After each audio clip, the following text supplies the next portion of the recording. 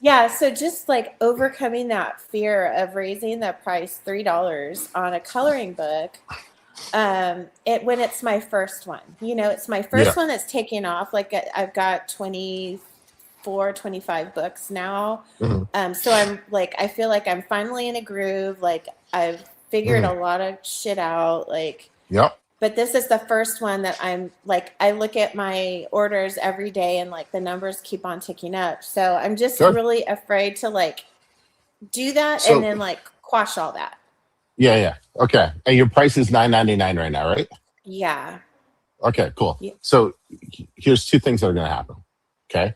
One, you raise the price of your book to like 12.99 if you want to be conservative. Hmm. Okay.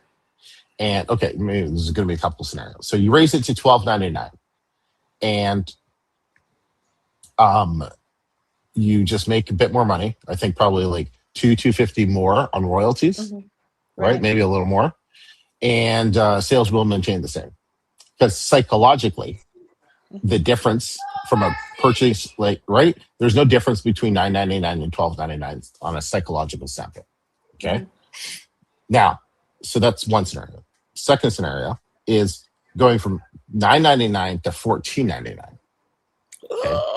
Now, because it's a bigger jump, Amazon might keep your price at 9.99 and discount it, but you get Oh, paid on okay. 14.99.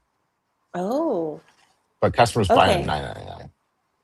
So Amazon actually takes a hit because they're like, this product's selling. Customers who buy this are buying other stuff, so we make up our money somewhere else. So they Huh. actually take a hit on your book, but you get paid a lot more. Okay, so just my thinking about as a buyer looking at Yeah, the platform, that's when we see like the price slash and yeah, a different exactly, number. exactly, Okay. All right. exactly. Now, worst case scenario, you bump it up to either 12.99 or 14.99, right? And like after like 3 4 days, right? Not one day, like at least 3 or 4 days. Let's Hmm. say you see a drop in sales, right? And Hmm. not like one drop in sales. Like it's like you add like 70,000 to your BSR. Okay, just Okay. drop the price back to 9.99, and you'll go exactly back to where you are. Like because the Okay. demand hasn't changed, Okay. right? The demand is still there. It's Hmm. just you're just adjusting your price, and so yeah.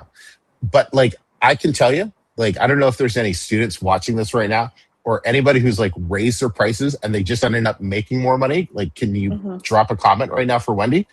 Um, Well, you'll I just make saw more money. someone comment in the actual group yesterday, Yeah. and like I saw that comment, and so I'm like I'm clinging on to that. Like as soon as I'm done on this call, I'm doing my Mhm. morning like report audits and stuff, so I can go in Yep. and make changes.